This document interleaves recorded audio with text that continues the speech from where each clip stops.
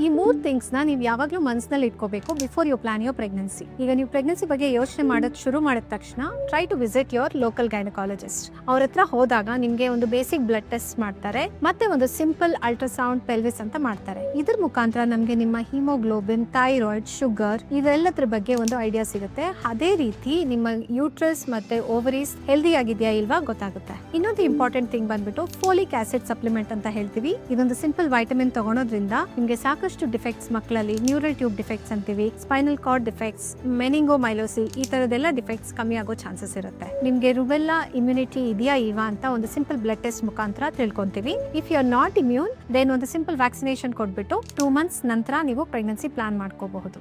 ಇದೆಲ್ಲ ಮಾಡೋದ್ರಿಂದ ಮತ್ತೆ ಹೆಲ್ದಿ ಲೈಫ್ ಸ್ಟೈಲ್ ಫಾಲೋ ಮಾಡೋದ್ರಿಂದ ವೆಯ್ಟ್ ನ ಆಪ್ಟಿಮಲ್ ರೇಂಜ್ ಅಲ್ಲಿ ಇಟ್ಕೊಳೋದ್ರಿಂದ ನಿಮಗೆ ಒಂದು ಹೆಲ್ದಿ ಪ್ರೆಗ್ನೆನ್ಸಿ ಆಗೋ ಚಾನ್ಸಸ್ ಇಂಪ್ರೂವ್ ಆಗುತ್ತೆ. ಸೊ ಈ ವಿಡಿಯೋನ ಯಾರ್ಯಾರು ಪ್ರೆಗ್ನೆನ್ಸಿ ಪ್ಲಾನ್ ಮಾಡ್ತಾ ಇದ್ದಾರೋ ಮತ್ತೆ ಇತ್ತೀಚೆಗೆ ಯಾರ್ಯಾರು ಮದುವೆ ಆಗಿದಾರೋ ಅವ್ರ ಜೊತೆ ಶೇರ್ ಮಾಡ್ಕೊಂಡು ಅವ್ರಿಗೆ ಈ ಮಾಹಿತಿನ ತಿಳಿಸಿ.